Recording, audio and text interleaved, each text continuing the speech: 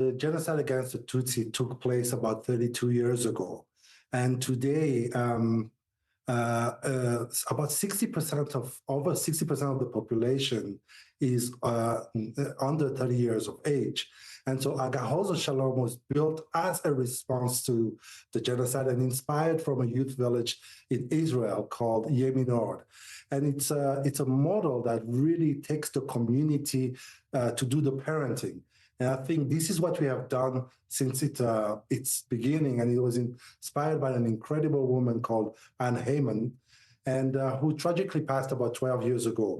But the model exists and the model continues, not only to support to continue to support youth, but it's actually the second generation after the youth that survived the genocide. And so the spirit is strong because the country is rebuilding.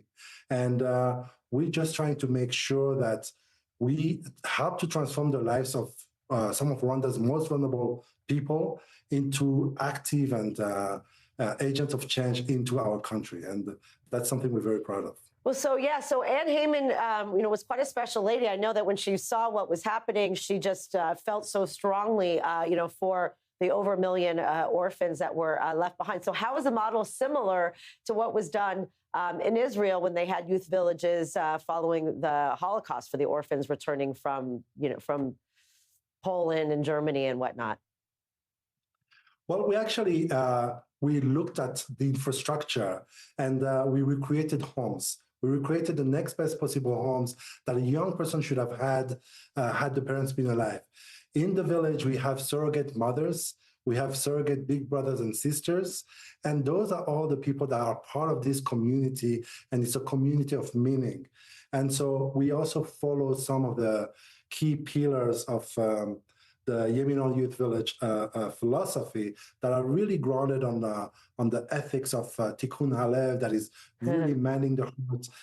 As you can see on the screens, there is a lot of activities that are really meant to inspire young people to learn again, to trust again, to thrive, to do hands-on activities, project-based learning, and all of this into a trauma-sensitive environment.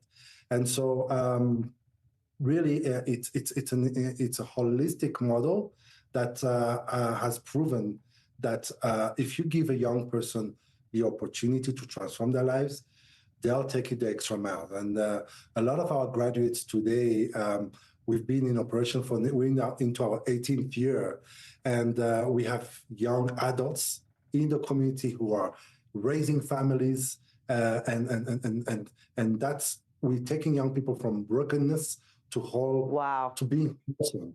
And that's the transformation that this village has had. Well, it is so unique, as you said, with, such a large percentage of the population, being under 30. And I imagine, some of the orphans that are now adults, that did survive the genocide, I imagine a lot of them are their children that are now kind of carrying on, moving everything forward and also becoming future thought leaders and scientists and doctors, et cetera?